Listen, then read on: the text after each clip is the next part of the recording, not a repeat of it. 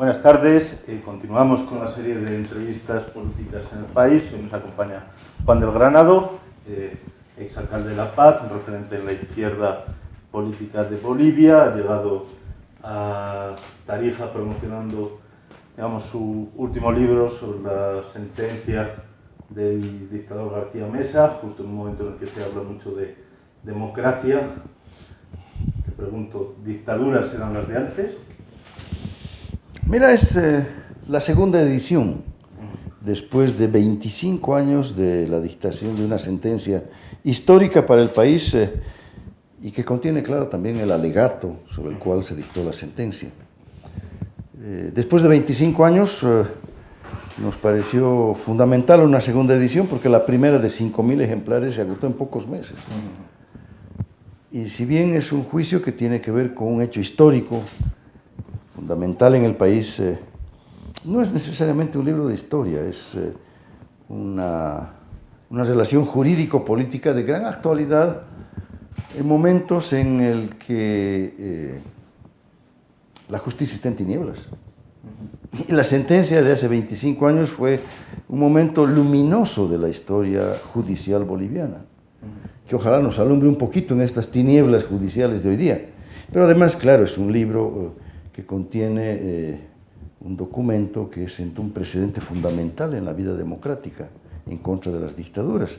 En un momento en que no hay dictadura, pero la calidad de la democracia puede estar en tela de juicio por el autoritarismo, por el prorroguismo, por la situación difícil que está viviendo el país en este momento. Y entonces ese es el sentido de la segunda edición, que la estamos entregando en todo el país, y hoy día ayer tocó a Tarija, ayer martes. Usted fue aliado en su momento del presidente Evo Morales, tiene un largo recorrido en política. ¿Cómo ve la deriva del movimiento al socialismo? Mira, el 17 de octubre del año 2003, hace 15 años, se cerró un ciclo de manera cruenta.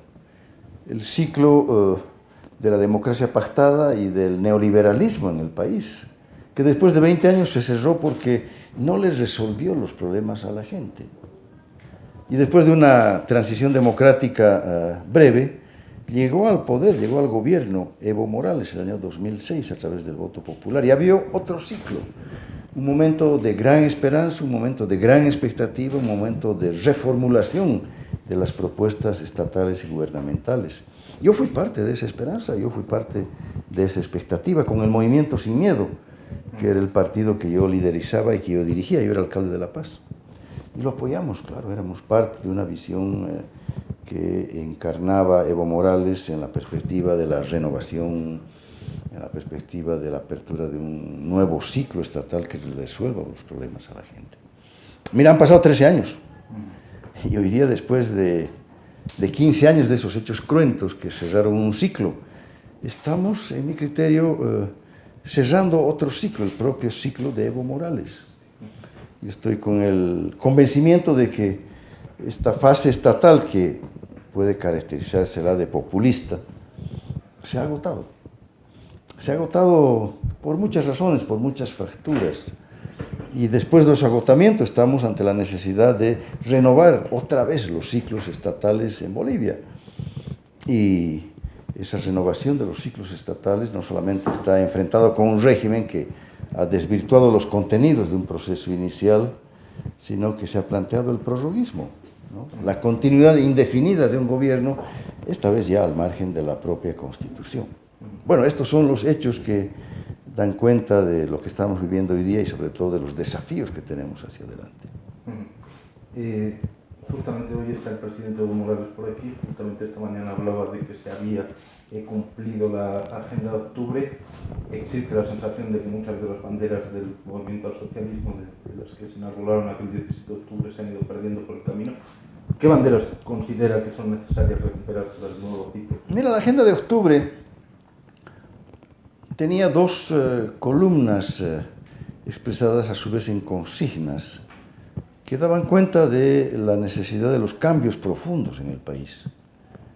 La agenda de octubre tenía dos puntos. El primero era el de la recuperación de los recursos naturales con motivo del gas, que devino luego en la nacionalización, en la llamada nacionalización. Y el otro punto de la agenda de octubre era la Asamblea Constituyente, o sea, la necesidad de reformular toda la estructura institucional del país ante una nueva realidad que era necesario construirla desde el punto de vista institucional. Es muy difícil decir que se haya cumplido esa agenda, pero tampoco se puede desconocer de que ese fue el impulso inicial exitoso en un largo primer momento del gobierno. Al cabo de 13 años, hablar de la recuperación de los recursos naturales es exagerar los alcances de una política estatista que no ha abarcado, sin embargo, a todas las esferas de la vida del país. Mira, la minería en el país está en un 80% en manos privadas, ¿no? Entre la gran empresa privada minera y los cooperativistas, que no son estatales. Los recursos agropecuarios están basados en la inversión privada.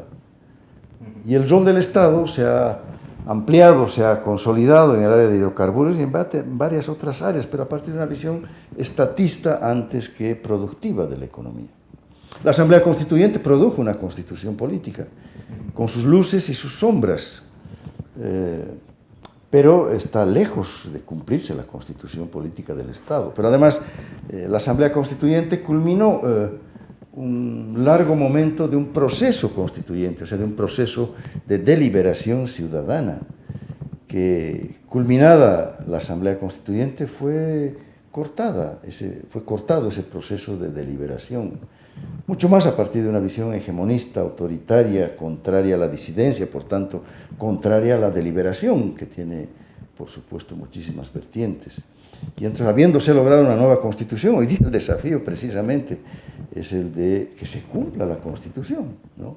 Mira la enorme contradicción al cabo de 13 años, una Constitución que se la aprobó en una Asamblea Constituyente y que luego fue ratificada por un referéndum popular que alcanzó el 61%, hoy día está siendo desconocida por sus promotores, en un componente esencial que es la alternabilidad democrática, en un componente esencial que es la renovación de los mandos estatales, ¿no? La no reelección indefinida del presidente del país. No sé si ¿qué rol juega actualmente en Sol.bu? Yo no soy militante de ninguna organización política. ¿Cómo está su relación con Luis Revilla?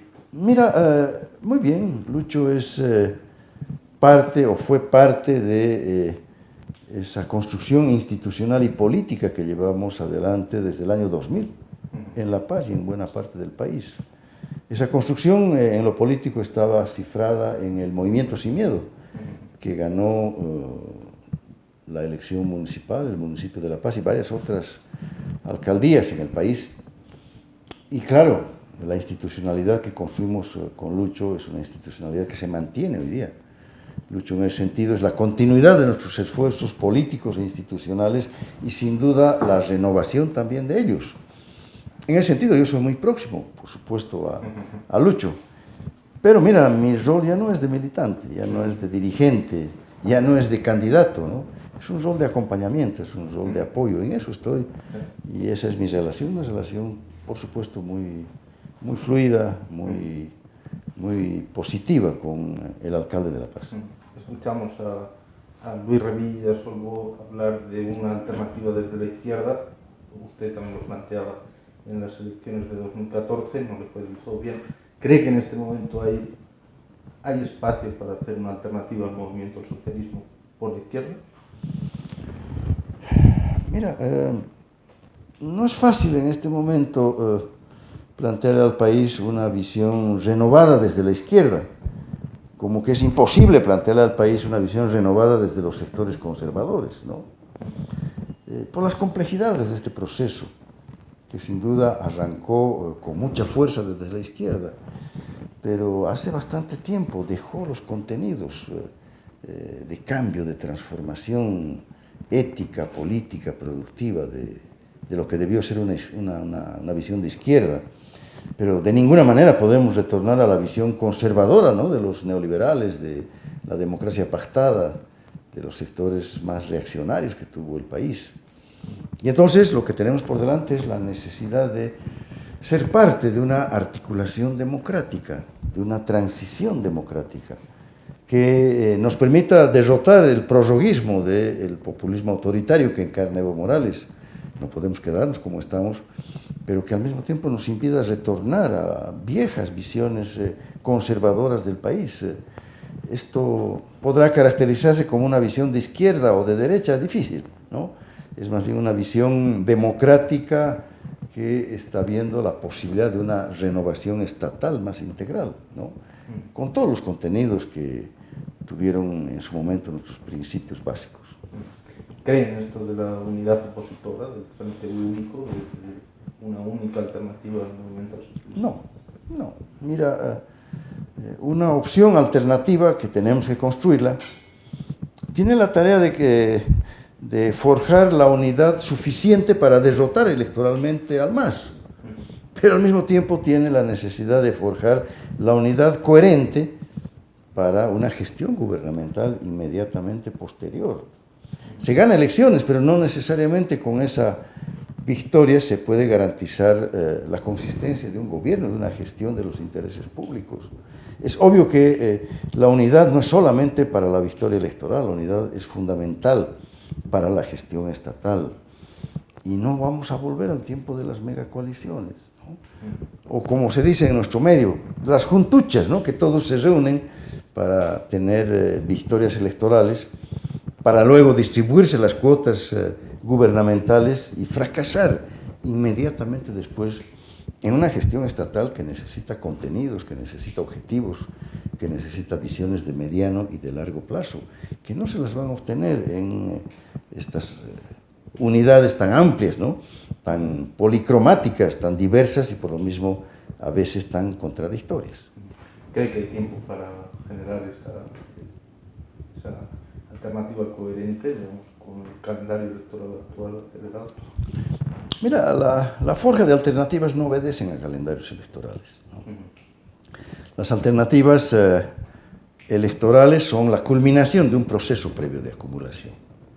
Yo creo que ese proceso de acumulación previo se ha producido en el país, no necesariamente a la cabeza de una fuerza política que haya conducido o que haya fijado los contenidos de esa acumulación, pero el propio vaciamiento, el propio agotamiento de la formulación estatal del MAS ha generado los elementos básicos para una visión distinta, que mira, en este momento, te decía, se pueden resumir en una visión integral de renovación. Necesitamos renovación ética frente a la sostenida y expansiva presencia de la corrupción. Necesitamos una visión de renovación productiva frente a un modelo estatista, extractivista, que no ha podido diversificar la economía. Necesitamos una vigorosa renovación democrática para el restablecimiento pleno de las libertades frente al autoritarismo. Necesitamos una visión de renovación institucional para restablecer la vigencia de la Constitución, la independencia de poderes, el cambio radical de la administración de la justicia. Necesitamos una renovación en las visiones indígenas originarias para efectivamente lograr niveles verdaderos de inclusión y de igualdad social. Bueno, y entonces, mira, esto no es parte de una formulación que hoy día se esté debatiendo en la oposición democrática, es parte de un proceso acumulado durante todos estos años y que, claro, hoy día tiene que formularse de manera más programática y que tiene, ojalá, que rematar en una propuesta electoral también. Al contexto, digamos, a la cantidad de candidatos que de alguna forma van asumiendo, ¿qué pasos concretos le recomendaría que dieran en este momento? Mira, yo creo que los liderazgos, todos respetables, tienen posibilidades diferentes. Está perfilándose nuestro expresidente Carlos Mesa como liderazgo con mayores posibilidades de articular esta unidad compleja, diversa, no indiscriminada, suficiente para ganar una justa electoral tan compleja y tan difícil, y yo creo que también suficiente para tener la coherencia necesaria para encarar una propuesta gubernamental. Van a haber posiblemente otros candidatos, ¿no? Ya lo han anunciado, Samuel Doria Medina es uno de ellos, Víctor Hugo Cárdenas posiblemente sea otro. La democracia además supone la diversidad. Yo personalmente nunca he sido partidario del uniquismo, ¿no? Sabiendo que necesitamos forjar las unidades mayores en su alcance territorial, en su alcance social, en sus alcances políticos, ciudadanos, partidarios, pero con los únicos límites que supone no afectar la coherencia de lo que luego va a ser indudablemente una gestión gubernamental, si es que la victoria nos es otorgada. Me está diciendo que Carlos Mesa puede ser la persona que necesita en este momento el país. Yo creo que es la persona que puede articular estas visiones de renovación, estas visiones que pueden expresar un momento de relanzamiento de las energías de la comunidad, las energías del país, producido el agotamiento, ¿no?, del ciclo estatal que encabezó y que encabeza hoy Evo Morales. Desde la proximidad que tiene con Luis Revilla, ¿qué es lo que le estaría recomendando? Ser parte de esta articulación, ser parte de una propuesta de renovación y, por supuesto, generar las condiciones para una victoria electoral. La fuerza de Solbó y de Lucho es muy evidente en el occidente boliviano. La trascendencia de su mensaje es importante en el resto del país y creo que es un elemento esencial para una articulación como la que se está planteando. ¿Cree que está incompleto la articulación, digamos, autonomista con los proyectos alternativos que se plantean en el país? Mira, no sé si se trata de una articulación autonomista, pero está claro que hay una vertiente fundamental de una articulación electoral victoriosa, son las regiones, ¿no?